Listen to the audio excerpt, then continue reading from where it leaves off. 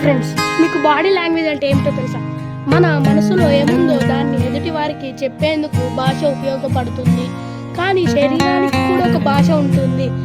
అది కూడా తన భావాలను వ్యక్తం చేస్తుంది.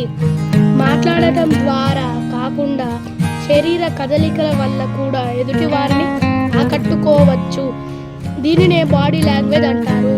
శరీర కదలికల్లో చిన్న మార్పులు చేసుకుంటే ఎదుటివారు మనల్ని అర్థం చేసుకొని విషయంలో ఖచ్చితంగా తేడా కనిపిస్తుంది.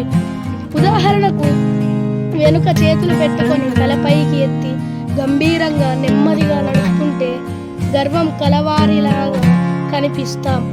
అదే నడకలో కాస్త వేగాన్ని పెంచి సూటిగా చూస్తూ ముఖంపై కాస్త నవ్వు పులుముకుంటే ఆత్మీయతుడుగా కనిపిస్తాం.